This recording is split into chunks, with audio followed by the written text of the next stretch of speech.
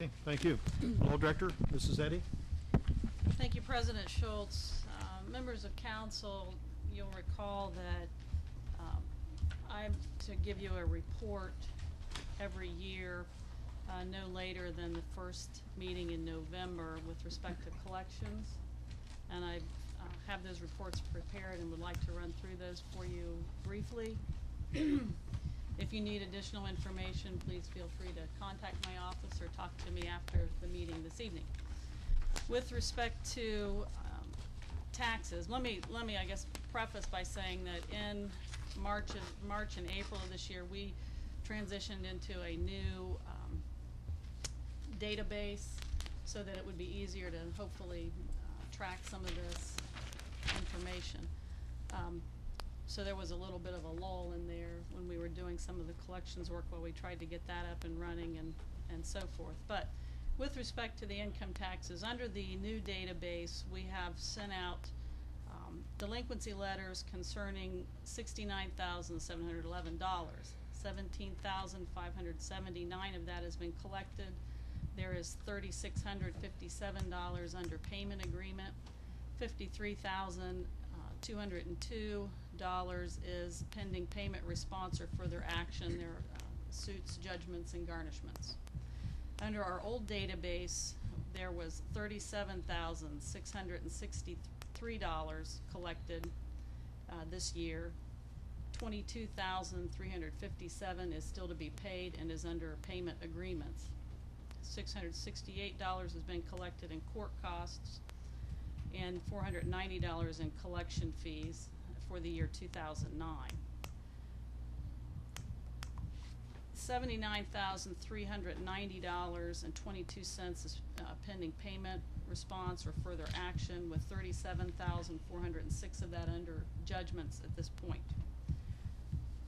We have also filed failure to file cases for those who have failed to file an income tax return.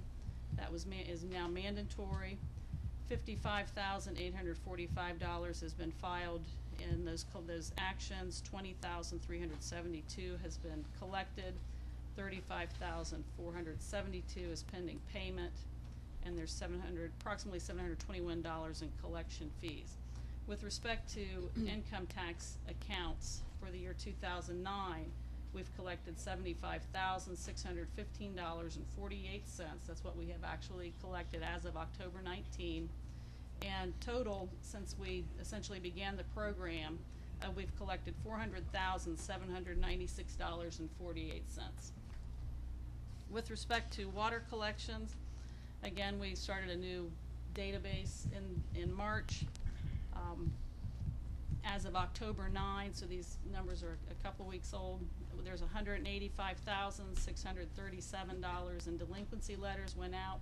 That's 859 new files that we opened, and at least 2 letters sent normally for each file.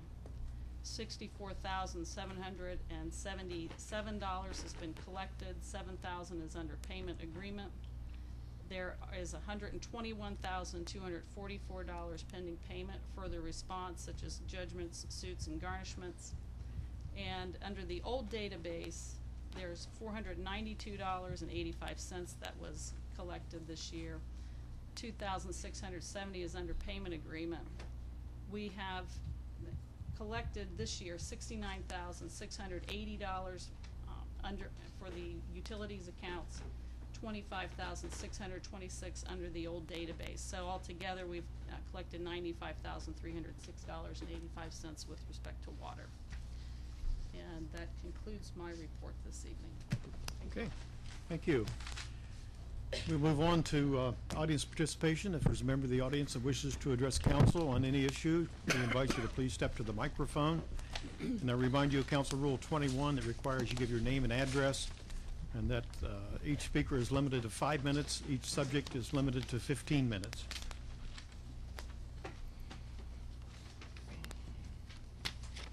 My name is William Laux, and I live in Chillicothe, Ohio. What's I the am address, sure please? City Council... We need your address, sir. Yeah. 327 Shannon Drive. Thank you. I am sure City Council is very proud of all their accomplishments. However, I have a few questions. Why are student drivers and city employees exempt from receiving red light camera tickets? Why didn't Red Flex refund a single penny of the right turn on red refunds? Why hasn't a committee been formed to refund all the illegally issued tickets, camera tickets? There was no 25-mile-an-hour speed limit sign on West Main until December 2nd, when all the major incoming roads like Route 50, Western Avenue, Route 104, North High Street, both had 25-mile-an-hour speed limits. How was anyone to know the speed limit was 25 miles per hour on West Main Street without a sign being posted? The city didn't change the yellow from 3 seconds to 4 seconds at Paint in Main until November 14th. State law requires a 4-second minimum. Why no refunds to date? Why did City Council attempt to duplicate water lines out by Adena, possibly wasting hundreds of thousands of dollars? It finally took our Supreme Court to put a stop to our city leaders wasting our taxpayers' money. Why did the City Council choose to spend over $70,000 for a parking lot at South Paint and West 4th Street next to Joe Saltzer's office, of which $41,000 was for beautification frills like brick columns to hold up iron fences during an economic bad time? Why does Chillicothe only get 35% of the Red Flex ticket money when little old Heath, Ohio keeps 79% and the rest goes to Australia? Are you intentionally draining our economy in the pretense of safety? Why do you have a 4-second yellow for both 25-mile-an-hour speed limits and 35-mile-an-hour speed limits? And this is a year later. Why should a landlord have to pay a tenant's delinquent water bill after the tenant filled up his or her neighbor's pool? Why did you try to take away our right to vote? Is money that important to you?